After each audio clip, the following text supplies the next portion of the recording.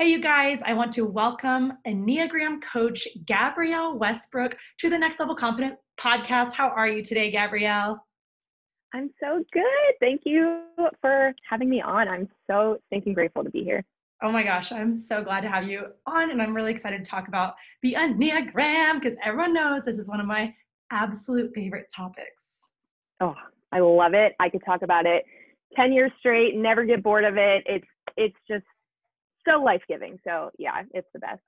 I couldn't agree more. So, anyone who is currently listening, if you want to check out Gabrielle on Instagram, her Instagram is at Gabrielle, Gabrielle Westbrook, Westbrook, without the E on the end. And instead, there's an underscore. Okay, linked below. You can go check that out. So, what Gabrielle does is she helps women who feel purposeless connect to their voice and find their identity through honesty and self-discovery. So, Gabrielle, tell us a tiny bit about your business. Yeah, so I am an Enneagram coach. I do life coaching for women, just all centered around the Enneagram. Just really helping women identify their type and then just do the inner work to become healthier versions of them and just really understand themselves, self-awareness, so that it can flourish into all the other parts of their life. I love that. Yes, self-awareness is key. And what's cool about self-awareness is I feel like it's a constant thing that you can grow in, like no matter who you are, whether you are brand new to personal development or if you've been doing it for years and years and years and years, like literally everyone can always improve on self-awareness because there's always new things to learn. 100%. And just like fitness, I believe that self-awareness is a lifestyle. It's that inner journey, that growth journey is 100% a lifestyle. It doesn't ever end. And not to be dooming, but it's exciting. It's encouraging to evolve and step into your potential. I love that. Yeah, it's just like fitness. You don't just like stop working out once you get like the body of your dreams. You Right. keep going. Like your body, if you just stop, you won't look so good. So Yeah. anyway, that sounded mean. That sounded really mean. No. You'll look fine, people. It's fine. It's not about the looks, it's about the heart. That's why we're here. Okay, so for people who have never heard of the Enneagram, how would you explain this personality quiz? And then how does it differ from like DISC or Myers-Briggs? Yeah. So the modern Enneagram we all see and know today is called the Enneagram of Personality. It's a character structure tool for typing people based on 9 common human archetypes, if you will. So like basic level, Enneagram is a Greek word. Ennea means 9, gram means drawing. And it's a really great resource for growth, transformation, to help us individually, spiritually, and in our relationships. So think about it as an internal GPS, if you will, the key to the map of our soul. It exposes lies we tell ourselves. So the personality, those are the lies we tell ourselves. And we begin to do the inner work of journeying back to our true essence, like who we were created to be. So what I like saying is simply that the Enneagram shows us 9 ways we were made in the image of God, 9 ways we've strayed, and then 9 paths of self-reflection so we can begin journeying back home to our true self. And then, like you said, how does it differ? So I get that question a lot. You're like, I've done all these things. Why do I want to do another one? So personally, I don't the Enneagram isn't just a personality test. It goes way beyond surface level of explaining outward caricature traits, and it really illuminates the deeper motivations within us, the why, which is so important, right? Like the why of how we think, the why of how we feel and behave. And, while I believe that the Enneagram is just a tool, just like all those other things are just tools, I just believe that this is the most in-depth tool that you will find out there because it unlocks these deeper parts of ourselves, our gifts, and also these really deep internal challenges that we face as humans. And it just unlocks deeper self-awareness, richer spiritual growth. And so kind of a vision of how to explain this best. And this is from Chris Hewitt. He's a leading Enneagram expert. He explained this so well. I heard him on a podcast once, and he said, so think of a house, okay? And he said, think of, okay, Myers-Briggs, for example, another personality typology tool out there. So it views our temperament as humans. So think of Myers-Briggs as a specific room that you stay in the house. Okay, and then for example, Strengthfinders. He said, Strengthfinders, it views our innate strength to help us increase performance. And so he said, think about Strengthfinders as how we decorate that room. And then he said, the Enneagram, he said, think of the Enneagram as the house that the room resides in and that the decorations reside in. And so it's really just unlocking those deep, more core motivations within us. That's really interesting. I actually have heard of that before too. And I tried to quote it recently and I couldn't remember it. But so Enneagram is the house. So it's like the all encompassing. And then Strengthfinders is did you say it's the room? Myers-Briggs is the room. Myers-Briggs is the room, and then Strengthfinders is like, so it's kind of getting like more and more detailed. It's like breaking you down little by little basis, but the house is the Enneagram. So it's like the all-encompassing one, whereas the other ones are a little bit more like maybe specific or something. Right. And it's like the foundation that the room could even be possible because it's in a house, right? So it's like that foundational piece to, just deeper understanding of how we can use those strengths well, how we can use our Myers-Briggs well and effectively. Yeah, I love that. Yeah, I think all of them are awesome. Like I know my Myers-Briggs, I know my Strengthfinders, I know my Enneagram, and I think all of them help me understand myself in different ways. Totally. And I think what you said earlier about Enneagram being like knowing your key motivations, I think that feels very true for me. Like Strengthfinders is cool because I'm like, oh, these are my top 5 strengths. And then Myers-Briggs like helps me understand myself, maybe even like slightly more like a work setting or something like that. And then the motivation behind why I'm doing what I'm doing is very much Enneagram. So yes, if someone is listening right now and they've never taken the Enneagram test, what do you think is the number one reason they should take it? Yeah, so this is such an interesting question. And so I think we've even talked about this, Chanel, but like, research shows out there that 95% of our brain activity, it's beyond conscious awareness. So a lot of the time we are only 5% cognitive of our activities. So the way we make decisions, our emotions, our actions and our behavior. And so all of that is done mainly on a subconscious level. And so, for any listeners out there and just evaluating your own life. So do you ever find yourself in these repeated situations where you can continue to get hurt in friendships, or you continue to have these like toxic relationships in your life, or you continue to have the same argument over and over and over again, or reacting out of anger constantly, and whatever it looks like for you. And you stop and you say, why does this keep happening? Like, what is going on?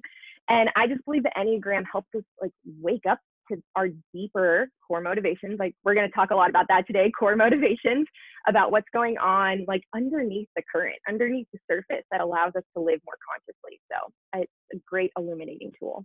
I love that. That's really cool. Yeah. So what is your Enneagram type? And then like, I guess explain kind of like what you're saying, like it brings a lot of awareness. So after you took the quiz or figured out what your type was, how did it help you, or like what changed in your life after that? Yeah, so it's a big one for me because I'm an Enneagram 9. And so kind of like I mentioned earlier, it's like 9 common human archetypes. So my archetype, what I kind of represent of human society, human nature, is falling asleep to our lives. And so for me, when I discovered I was a 9, which it took me like 7 months to understand what my type even was, because 9s are very good at seeing and understanding everyone else's point of view, but their own. And so you feel like as a 9, I felt like I was like, well, I could be that, and I could be that, and I could be that. And then as I just, worked with a coach, and as I listened to podcasts and read books, and I understood, and that's very common for 9s to feel that way. So for me, it just really allowed me to understand what was going on internally and wake up to my life and start to do the growth work, and realizing that when I start to do that work and step into my authenticity and my true essence, that's when the magic happens for me. That's when my life can, I can be conscious and alive and live alive. So it was pretty transformational for me. I love that. So you're saying that like prior to taking it, you just do you feel like you just were being more of like who other people wanted you to be because you were so often like almost being like a chameleon where you were just color changing for everyone or something like that? Or like, I guess I'm trying to understand who you were before and then how this really like actually changed it. Yeah. So the best way I can put it is I feel like I was sleepwalking. Like I was just on autopilot, just doing the right thing, doing what I should do. Also just being so afraid to share my thoughts and my opinions and my beliefs, and using my voice. And, we'll get into this if we do like a little overview of each type, but just, each type has like a childhood wounding message, if you will. And it helped me uncover that a big belief of mine was that I really believed that my voice and my presence didn't matter. And so I was really always kind of falling asleep to myself, falling asleep to my own identity, and just merging with others because it was easier, because I could avoid conflict, I could avoid tension. And so I just became this like blob who didn't have a shape or an identity. And I think that's why it was so transformational for me, because I was like, I like, God created me and put me here on this earth, and I have importance and I have a voice, and he wants it's important for me to use that. And so does that make sense how that kind of transformed? I don't know if I'm explaining that well. Yeah, no, I think that does. I like how you're like, I was a blob. Like you were, yeah, I mean, you were just shape shifting and you were just doing what everyone else wanted you to do to not have any conflict, And Yeah. I think actually like now would probably be the perfect time. Let's go through each of the 9 numbers. And I think that what you just said would be so interesting for everyone to hear of like, what is the childhood wound that, are you saying, so it's basically like the childhood wound, is that kind of what creates you to be your number? So, I mean, there's definitely a big debate on that. It's nature versus nurture. Are you born your type? Does your surrounding create your type? I believe that you are born your type. And I believe that the things that we perceive just kind of confirm it back to us. So, again, people do their own research and believe in whatever they want to believe. But right. And maybe it's like a combo of both of them also. Like I always feel like, I remember in psychology learning a lot about like, we always are like nature versus nurture, and like realizing that it's nature via nurture, and that like you can be totally like born away, but then also your surroundings can also shape it, and they go hand in hand, and that's okay. 100%. 100%. And I think that's why I struggled for a really long time in finding my type, because I was stuck between, am I a 9 or am I a 1? Because of my nurture, I was a gymnast growing up, competitive gymnast, just homeschooled on the elite track, just very disciplined, and which is very, perfectionistic and a lot of 1 tendencies. And so I was struggling with like, what?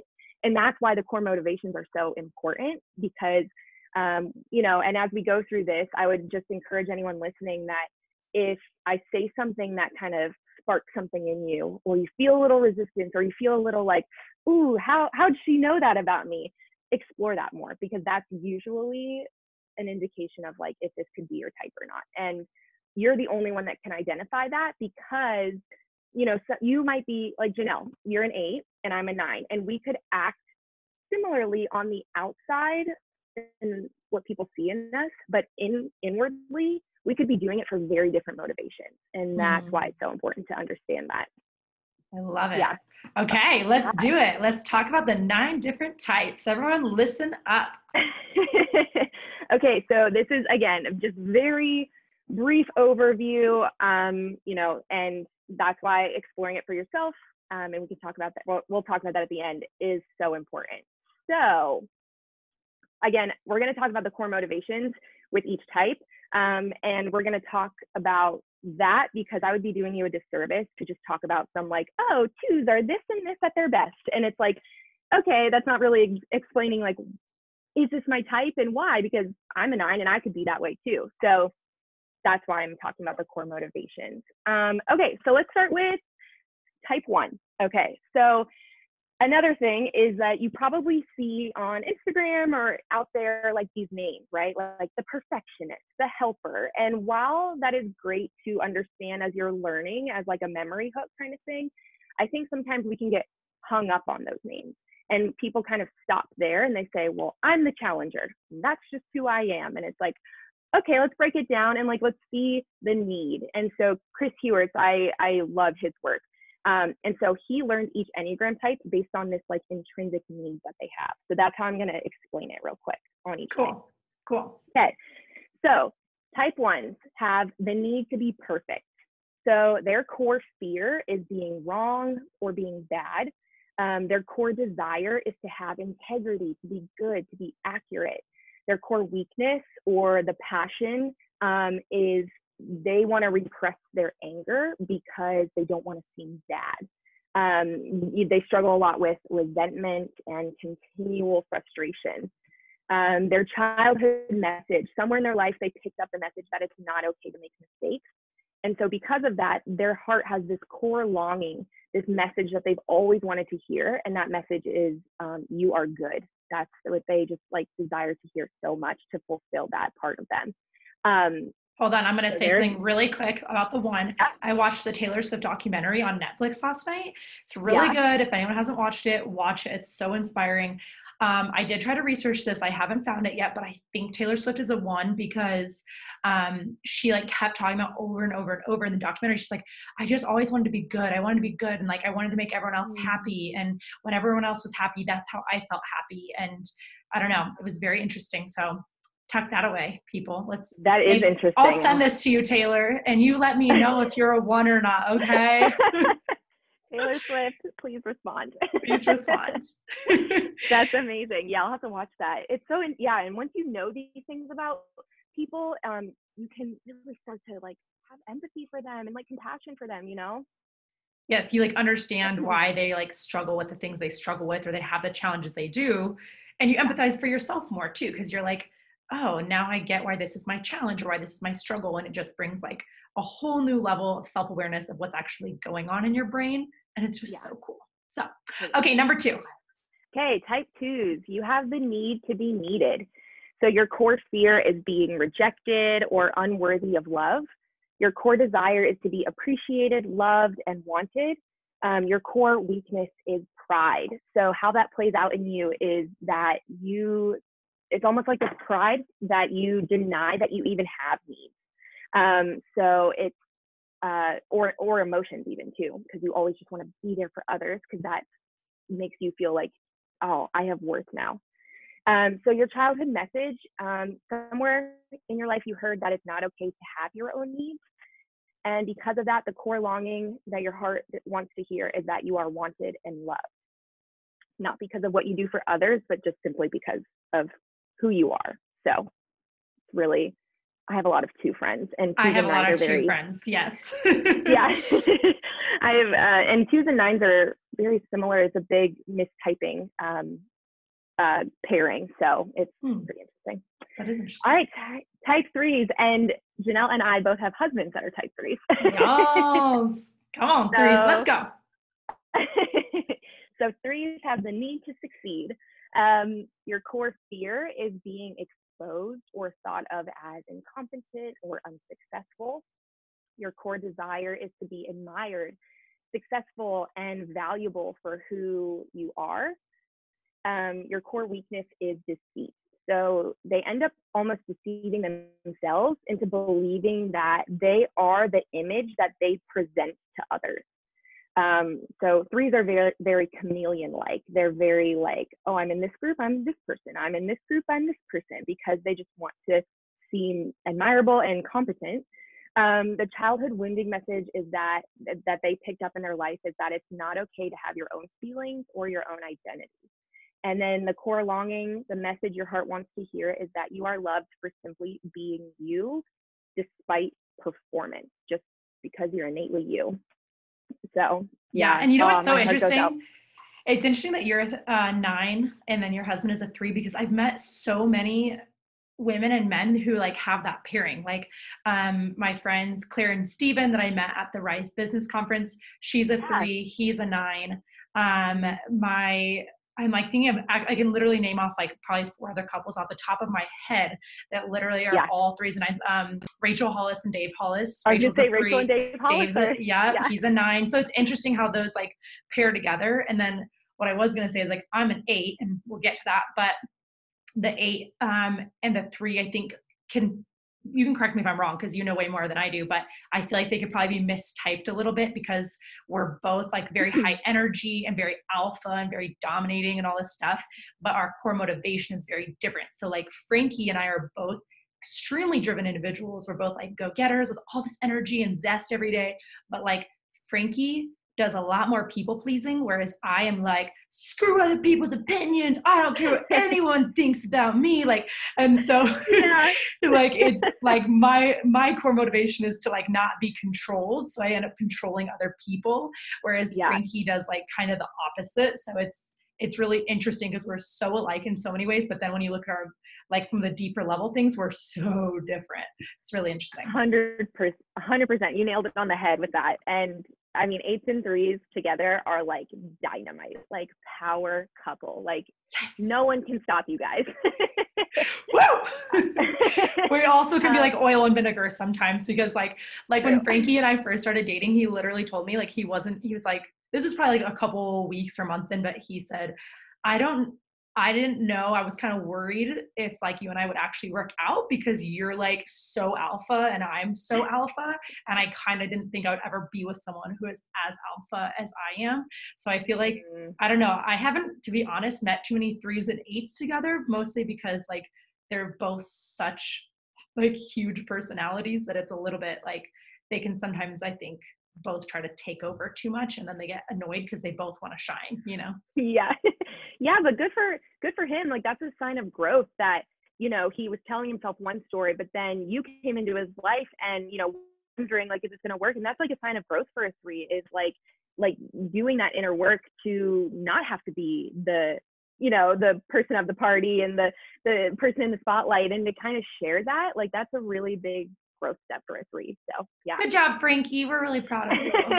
Yay. Oh, I love um, it.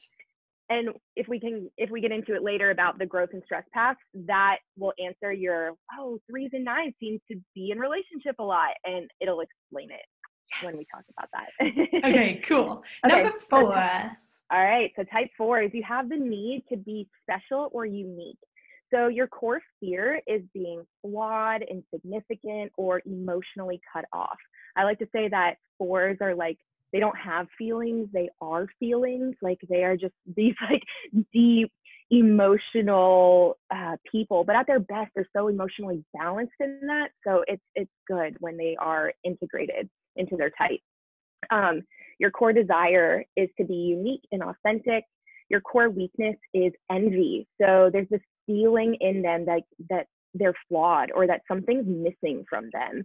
And so there's this constant comparison to other people. So they're always just kind of dealing with that inner envy.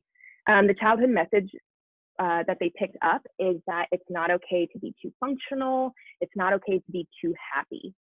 And so this core longing that they have is to hear the message and believe it, that they are seen and loved for exactly who they are. Nothing is missing from them. So it's, 4s are the deep people. They're the friends that you want when you are going through a really hard time. They will make so much space for you. They're incredible. Yes. Okay, this Yeah. is a random question, and I just keep like interrupting you. A, because No, you're good. This is I have good. a lot of thoughts, and B, because I'm like, I don't want just like a long list where everyone's like, listy, listy, list. Is there a certain Enneagram type that is like more unique? Like, are there different, I don't know. I remember, I think with Myers-Briggs, there was like a percentage, like this Myers-Briggs is the most unique Myers-Briggs, or like the smallest percentage of people are this one, or something like that.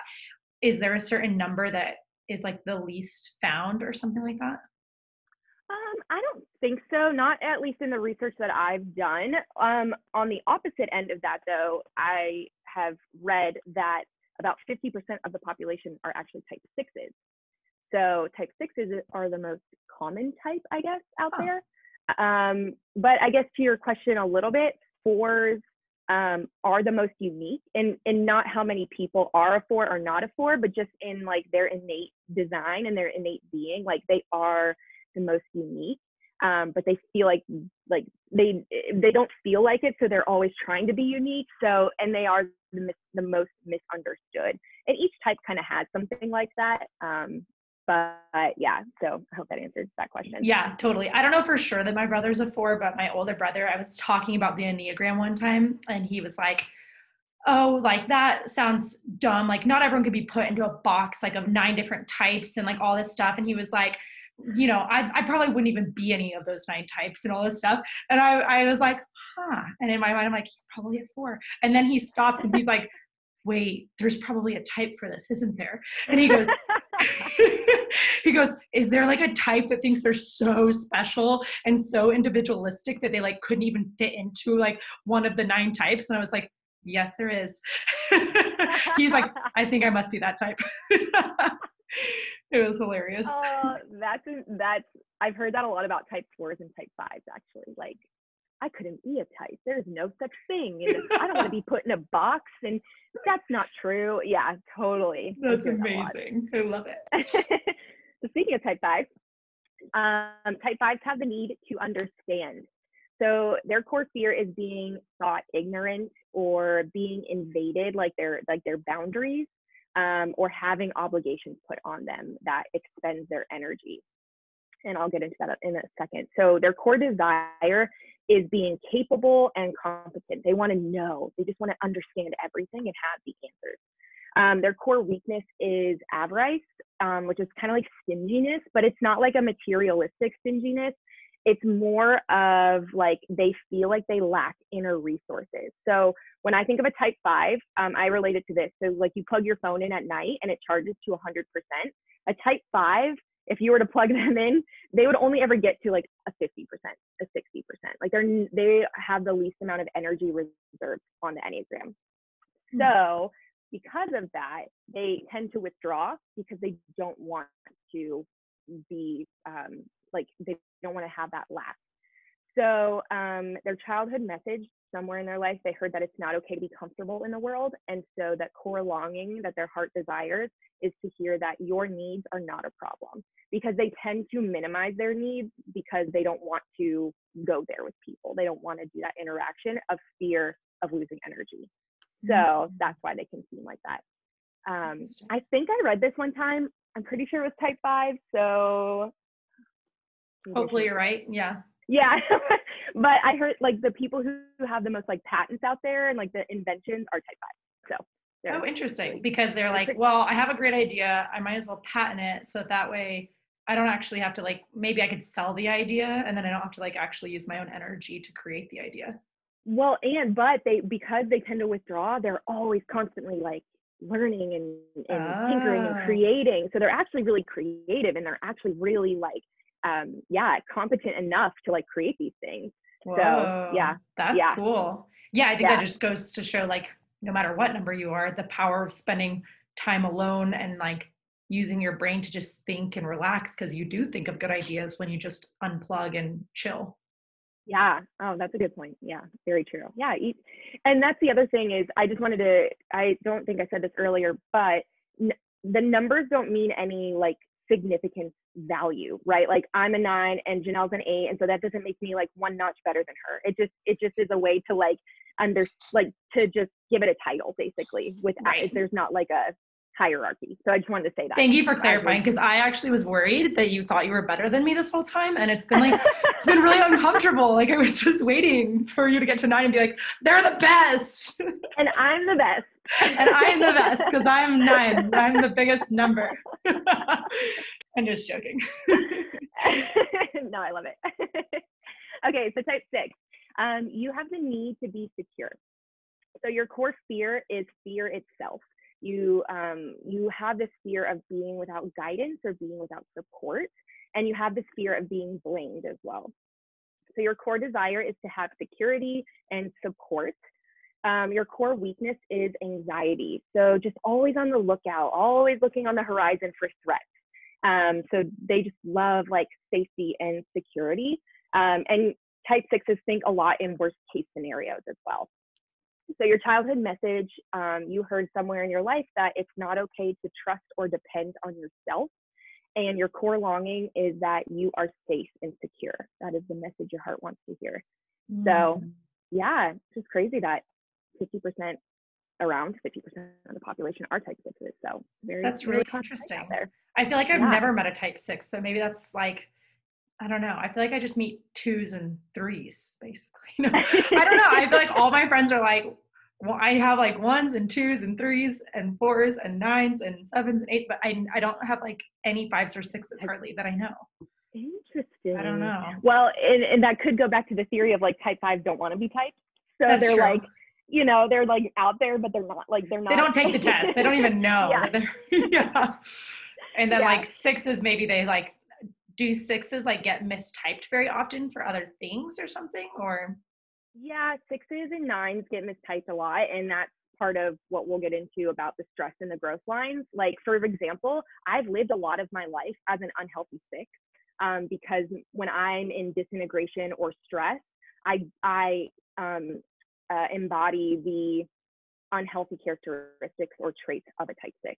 So, so sixes and nines get mistyped a lot. Yeah. Yeah. So for everyone listening, just in case you got a little lost, basically like each number has a growth number that they go to. So like a different number than their number.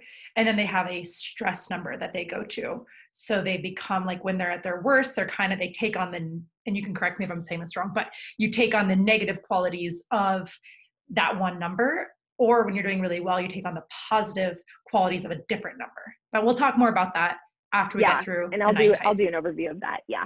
Perfect. Sweet. Okay. Type sevens. So type sevens are the most fun friends. So type sevens have the need to avoid pain.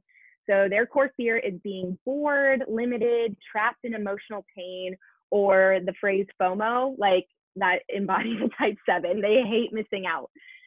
Their core desire is to be satisfied and content. And so because of that, their core weakness is gluttony. And it's because they just feel like it's never enough. Like nothing's never enough. And so like they could be on vacation and they're already thinking about the next vacation or the next trip. And so they just want to fill themselves up with experiences for their need to avoid pain. Childhood message, somewhere in their life, they heard that it's not okay to depend on others for anything. And so the core longing that their heart wants to hear is that you will be taken care of. And so they're always looking for that thing to take care of them or to fulfill them or make them content. And it's just never enough. And so, yeah, but type sevens are like, I have a lot of type seven friends too. I'm like so drawn to type sevens. I'm like, let's just laugh and like have fun. I feel like everyone is drawn to sevens. I feel like sevens are like the ones that have like a million friends often because they want to have the most fun. So they have so many different friends. So that way they can have fun with like any given friend at any given time. And I think like one thing I'll just say that's interesting about the Enneagram, even more so than some of the other personality tests, is that it talks a lot about like some of these like negative things that kind of suck to hear more.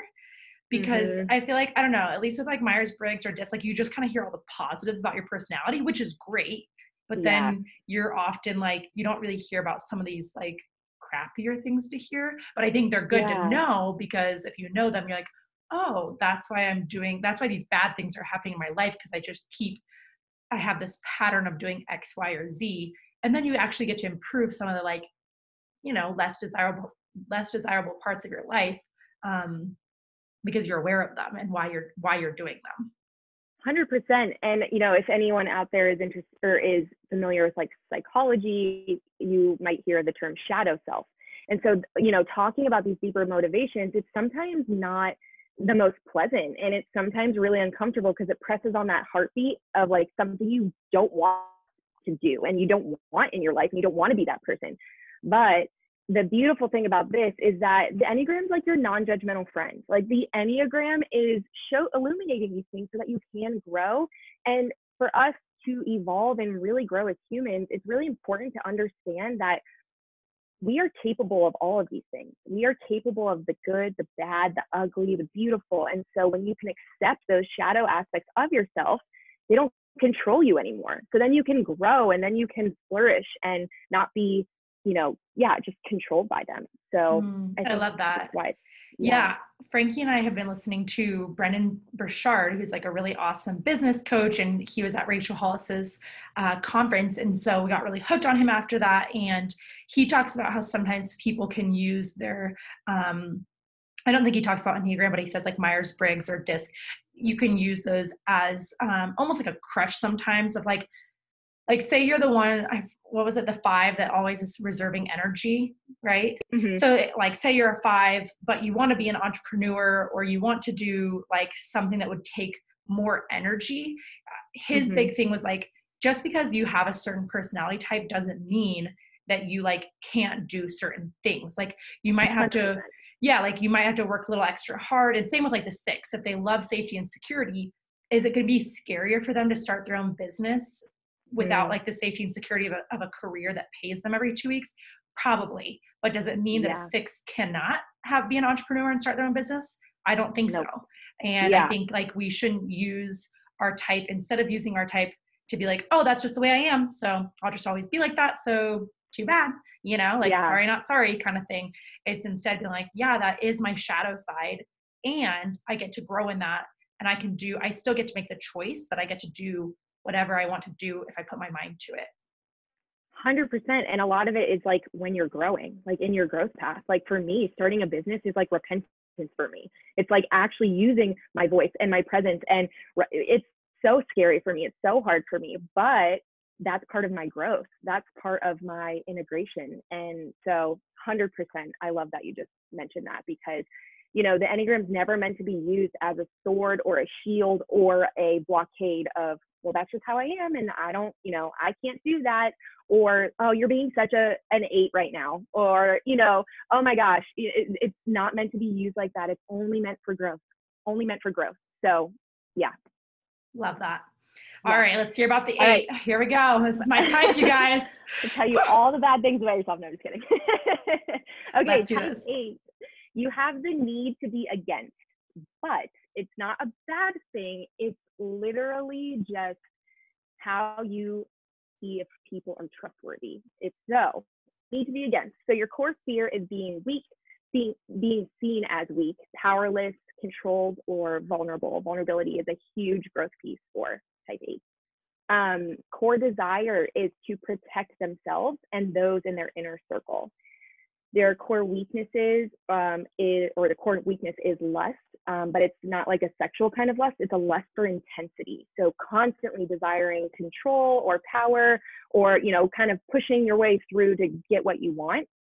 The childhood message that you heard in your life is that it's not okay to trust or be vulnerable with anyone. And the core longing that your heart longs to hear is that you will not be betrayed. How's that ring true for you? So true. You okay? No, yeah, like I've done a lot of Enneagram work, so none of that is new for me to hear. But the very first time I was reading about it, honestly, the first time I think that I actually, because I have the need to be against, my first thought was, none of this is true. This is so not me. I don't even know what this is talking about. Like, this is so dramatic, or like, this is taking it to such a like whole new level that's not even like me. And then the more I read it and like kind of gave in and like received it, I was like, oh, I kind of do those things, I guess. Like as I become more self-aware, like there's been times where Frankie and I will go out to meet some of his friends or something like that. I'm meeting them for the first time. Maybe it's someone from out of town, and say it's a couple.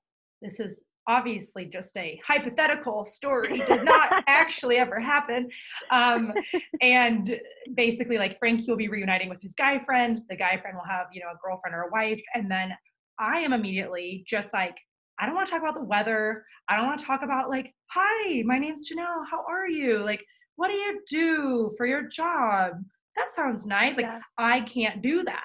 And so I immediately just like grill into people, and sometimes people like it, but a lot of times it makes you feel really uncomfortable. And I didn't Yeah. actually know that. Like, I thought I was doing them a big favor. I was like, hashtag, you're welcome for giving you this like coaching session for free. Like, I just grilled into your deepest fears, your deepest longings. Like, I just challenged the crap out of you for the last hour, and like, you're in tears. So you're welcome. Like,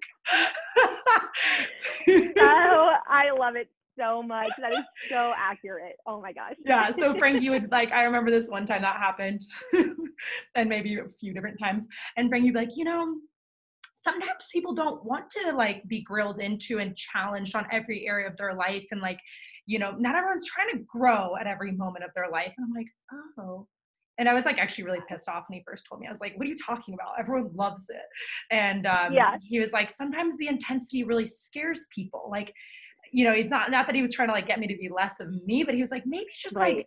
get to know them a little bit more first, build a little more trust with them before you just start like grilling them with questions about every part of their heart and their mind and their motivations in life. And so it was good for me to hear, because I like kind of never realized.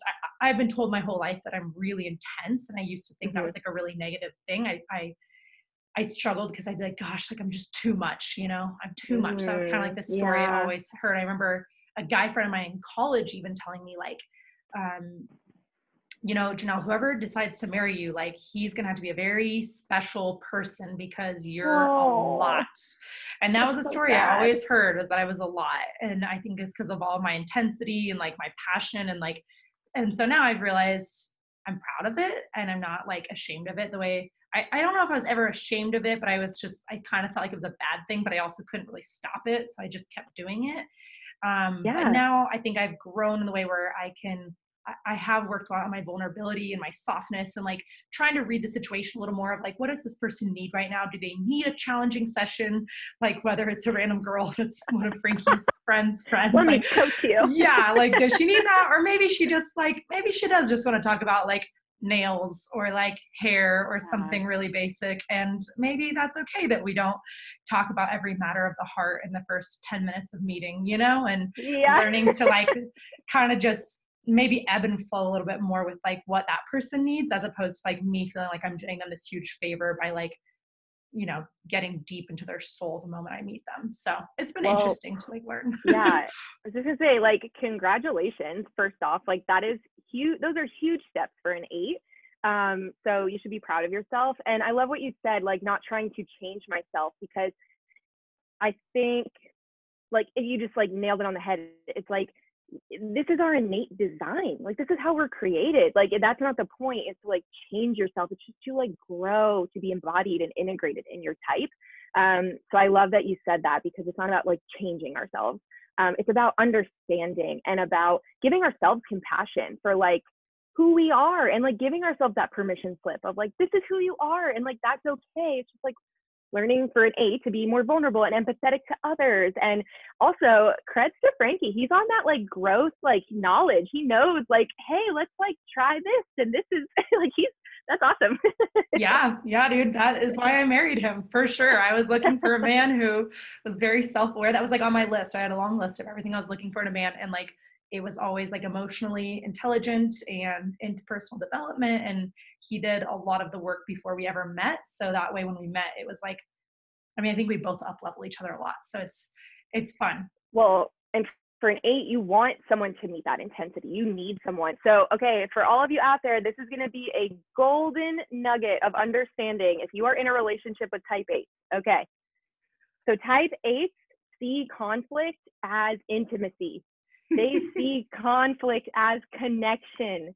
This is how they operate. And so, and we could talk about this, just with our relationship as a type 9 and type 8 and what that can mean. But like, man, type 8 just crave that. And so it's learning to be empathetic on their side for sure. But for other people who are in relationship with type 8, it's understanding that and not taking it personally and just saying that they just are. Yeah, it's So, like I enjoy conflict. It's fun, like, oh my yeah. gosh, in our financial peace university class recently, they were doing a section, like Dave Ramsey was doing a section on negotiation. And then when we got together with our group, they asked us, the question was like, how do you, on a scale of 1 to 10, how would you rate yourself in negotiations? 1 being like really low, 10 being really high. And there was kind of like a silence and no one said anything. And I was like, 10. And everyone was like, oh, and I'm like, I'm great at negotiating. I love it. I'm like, I am willing to walk away from any situation. And like, everyone was like, that's great. Everyone just like steps away slowly. Like, she's scaring me. They're like, hear me roar. Yeah. I know. So yes, that's a good point. For anyone who's in a relationship with an 8, we love challenging things and we actually think it's like really fun. Like this is a way that our friendship gets closer or like your marriage gets closer. Like this is good. Yeah. Yeah. Mine or 8s love that. Okay. Final one, type 9. We're going to go through you really quick. So then type 9 have the need to avoid. So core fear is being in conflict, which is very opposite of the type 8, as we just discussed. So core fear, being in conflict, feeling overlooked, feeling separation or disconnection from others and self. Their core desire is to have inner harmony and peace of mind. Their core weakness is slothfulness, and it's not like a physical laziness, though it can present that way sometimes, but it's basically that they don't want life to get them. And so they tend to numb out. They tend to kind of just slow down, and they kind of fall asleep to the entirety of their identity and their life to maintain this sense of peace. Like they're like, okay, my external world, my internal world, ooh, nothing's going on. I can be at peace. But it's like a fake sense of peace. It's just actually avoidance. Mm-hmm. So their childhood message that they heard in their life is that it's not okay to assert yourself. And the core longing that their heart longs to hear is that your voice and your presence matters. Mm. So 9s are all the feels. That's good. I love that. Yeah. So I don't think we have time to go through each one and explain the whole like growth and stress thing, but maybe I can maybe do like just an overview. Maybe just talk about yours. Like what is your growth and what is your stress? And then that way, if anyone hasn't studied this part of the Enneagram or if they've never even taken the test, they can look into this part and then apply the information for themselves. Yeah, so kind of like I said earlier about it being the Enneagram, the symbol itself is kind of like the map of what that internal GPS means. So like I said earlier, so if you look at the symbol, whatever number, there's always 2 lines going out of it. So those are called your stress paths or your disintegration line or your growth path integration line. And so you are always and forever your dominant type. You don't become those other types. You just always take the negative qualities or the positive qualities of your stress and growth path. So these 2 lines actually have 4 different meanings, but we're just going to talk about the stress and the growth. We're just going to talk about those 2. So I just want to give an overview really quick so you understand what my story is with this. Basically, the stress line, think about like you're driving on a highway and you kind of veer off course a little bit and you feel the rumble strip and it's kind of like a warning, like, oh, get back on path. That is what your stress line is like. So it's just a little bit of a warning sign of like, I'm growing towards this stress path and I'm showcasing these negative qualities and this isn't my truth. So, okay, get back on course. And so the growth path similarly is exactly that, when you are growing and becoming healthier. So you begin to relax and you kind of let go of your personality's lies. And it's just walking in faith and just doing the work consistently. So that's what those are. So I'm a 9. I have the need to avoid. I try to avoid conflict at all costs. Putting my voice out there and my opinions out there is really hard for me. And I really crave inner harmony and inner stability all the time. I just want the ocean waters to be calm in me. So it's important for me to understand what I'm like when I'm just, on my stress path. So if you look at the map, it shows you. So for example, type 9 goes towards a type 6 in stress. And like I said earlier, I've lived a lot of my life as an unhealthy 6. And that's why that was part of the other reason why I couldn't figure out what I was. But working through it all, to discover my type, I realized that I was living as an unhealthy 6 and I was, living with massive anxiety, seeking security and safety, whatever the cost, really defensive too, and unable to take feedback and criticism. And Mhm. so even now with running a business, sometimes I can slip back into that mindset, and, but the beauty of it is showcasing those things is that at least I'm aware of it now. I Yeah. can use it as my rumble strip. I can connect back in with my body. I can breathe. I can use essential oils. I can journal it out and just really give myself some compassion within the process. So that's Mhm. kind of what I'm like in stress. Or nines like in stress. And then within my growth path, it shows me that I move towards a type 3 in my growth integration. So there's that 3-9 connection. Ah, that's why Ah. threes and nines get married so much. Wait, so does that mean do threes become nines when they're doing well? Or what do threes become when they're doing in their When awesomeness or threes whatever? are in growth, they go to a 6. And when threes are in stress, they go to a 9. Oh, so Yep. that's weird. Does it when a three marries a nine, so like your husband, Yep. not, I mean, I'm not trying to say anything bad about No. you, but like I guess like you're in your Enneagram, you're kind of supposed to in growth be more like him, but he's kind Mhm. of like in stress would become more like you. So Uh-huh. how does that work for the marriage? So it's beautiful because part of a nine's growth is being drawn out of themselves. So my husband has been really wonderful in drawing me out into showcasing his healthy qualities, and that's what I want to embody. And for me, being a 9, and he goes to a 9 in stress, it shows him what I was like when I was unhealthy, and it's almost like a bigger rumble strip for him. He can see, Oh. oh, this is what I feel like, and it's a connection too of like, and it allows for honesty. Hey, I'm not feeling my best right now. Can what this feels like, and so that it kind of works in that way, and Hmm. especially for threes and nines, it's really beautiful because we're all human beings, but I always say type threes are human doings, and so it's like they can, and nines are like at their essence, they just want to be, and they're just so good at being, and so that also, I can help him in that way to draw him out of that got to be successful, Oh. got to work all the time, to just like, let's take a second. Yeah, like you help him relax more, whereas he helps you like be more driven or achieve more and like be Yes. willing to maybe get Momentum, uncomfortable. Yeah. action. Yeah. Yeah. Yeah. Ah, Yeah. that's cool. Yeah, I feel like And like go ahead. go ahead. Oh, it's just, Oh, and it's like that for every type too. Like it's like that for every pairing. So it's like there are growth and lessons with it. It's not like one type is better with another. It's like you can learn and figure it out. That's what this is here for. yeah, and like I was gonna add to that and say, Frankie and I, when we were getting married, and of course I had him take the Enneagram. I make everyone take the Enneagram. If you're a friend of mine, like I have some friends who haven't taken it. Like this one friend of mine that I go to church with, and every time I see her, I'm like, "Did you take it yet? Did you take it yet?" Like I don't even want to talk to you until you've taken your test. No, I'm just joking. Um, but anyway, I made Frankie take it very early on, which I would always do with guys I was dating because I wanted to be able to understand the relationship. Naturally. I mostly only dated threes. It was really weird. Usually I would date three wing twos, but Frankie was my first three wing four. So I'm That's thinking what that my there was, husband is. oh, look at that. What do you know?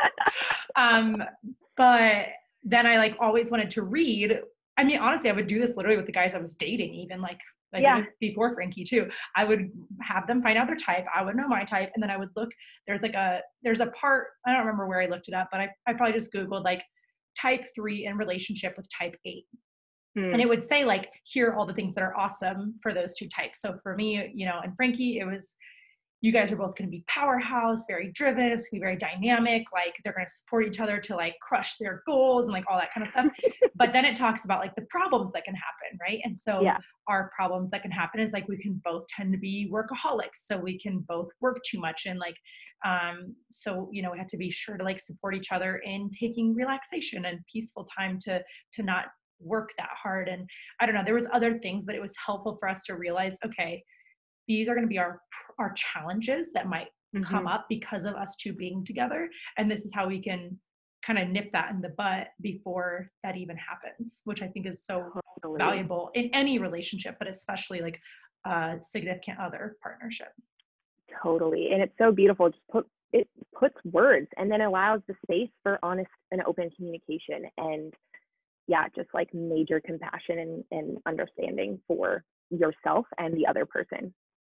I like that. Yeah, like it puts words to it. I think often when you figure out your type, it's sometimes like the things you're reading, it's a little bit like, oh yeah, I kind of knew that. I kind of knew that, but you never were able to articulate it quite right.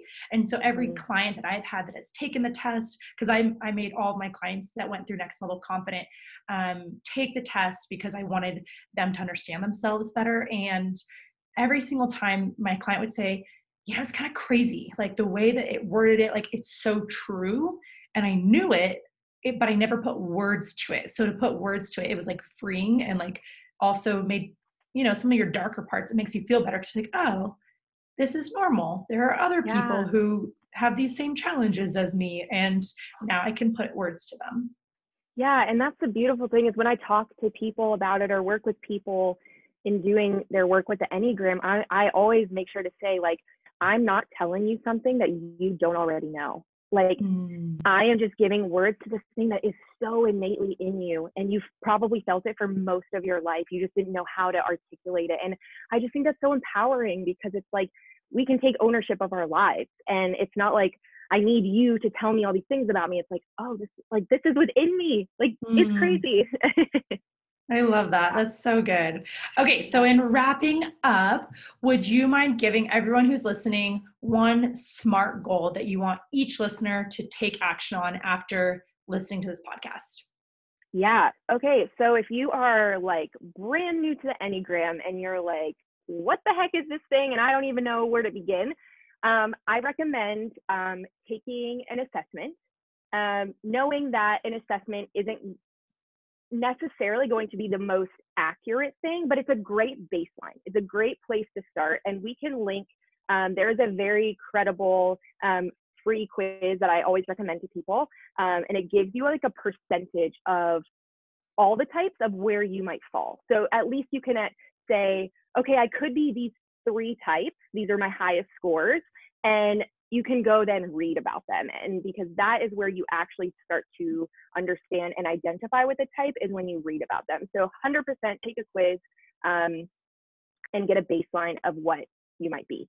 And then reading about them is a great place to start on the Enneagram Institute online. You can just go on and there's so much free information on that website and you can just research and read about these types. And if you're new and you're like, oh, I don't know, like I could be one of 2 or one of 3 and I can't tell. I always recommend clients or people that I work with, just try on a type. Just try it on and say, okay, I might be a type 9. So I'm going to try on a type 9 for a week. And I'm just going to go through my life. And the things that I know about a type 9, I'm going to see how I react and I'm going to see how I feel and I might journal about them. And then the next week, you're like, I might be a type 2. So I'm going to try on a type 2 and I'm going to see how it feels in my life. So I always recommend that too, just because no one else can tell you your type. It's really, it is on you to figure that out. So that's, newbie or anyone, if you're still deciding, that's a great place to start. If you're like, I know my type and I want to grow more, I have 2 resources for you. One, The Road Back to You is a phenomenal book by Susan Stabile and Ian Morgan Crone. It just is such a beautiful, simply put breakdown of each Enneagram type, and it goes into depth. So you'll learn a lot from it. And then there is a podcast episode I highly recommend. It's the Liturgist podcast. I'm pretty sure it's episode 37. I could be wrong, but it's close to that, and it's just titled like Enneagram. Highly recommend listening to that. It's so good. And I will link all this stuff below so you guys don't have to Perfect. search. You'll just click the links below. It might be nice and easy. Perfect. And then last but not least, if you're like, I am ready to grow and I want to do all this inner work, I just recommend hiring an Enneagram coach or someone who is a professional within the Enneagram. And they can guide you just to really go deep into you and who you are. And like we talked about today, all these core motivations and just help you with your specific goals in life and help you grow. So yeah, that's what I recommend. So good. Awesome. Well, thank you so much for being on the show today, Gabrielle. And I'm sure people got massive value, and it's just the start of the conversation, which I love. So if someone listening is like, wow, maybe I would be interested in hiring an Enneagram coach, even though, maybe they don't fully understand what that even means, but they got a lot of value from this podcast and they might want to contact you. Um, Tell them a little bit about your program / where they can contact you. Yeah, so my website is getting a facelift right now. So eventually it'll be done, and you can find me there. It's going to be thehopehealers.com, and that'll kind of be my landing page. But for now, on Instagram, like Janelle said, at Gabrielle Westbrook _. I do a lot of free Enneagram education, and then from there, if you are looking to understand your type or work with the Enneagram, what I offer is I offer 3 different packages right now. I offer a free 15-minute assessment call. So you can schedule a time to just hop on the phone with me. I can get to know you a little bit, see what you're looking for, and then we can see if coaching is a good fit for both of us and see, if this is something that you want to pursue. And then my first package is called Uncover, and it is a 45-minute typing interview with a little overview of the Enneagram. So this would be perfect for someone who's like, I might be 2 or 3 types, I can't tell, or I'm not really sure 100%. That'd be a great place to start for you. My next package is called Awaken. It is a 5 coaching session package. They're all 1 hour long. And we go deep and we just go into a lot of the things we talked about today, but even more so, and understanding what your growth and your stress lines are, and understanding just like the totality of the wisdom of the Enneagram and how it applies to you.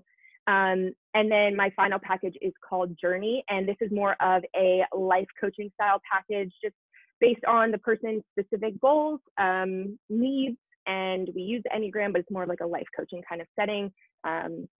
The length depends on whatever the person's goals are as well.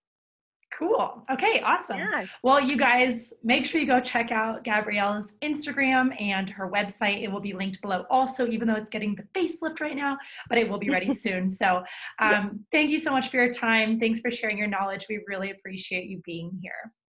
I am so thankful that you even asked me to be on this podcast. And I just hope that it helps someone out there just feel like seen and heard, and know that they are loved for being uniquely them. So thank you, Janelle. I love it. Thanks. Talk to you later.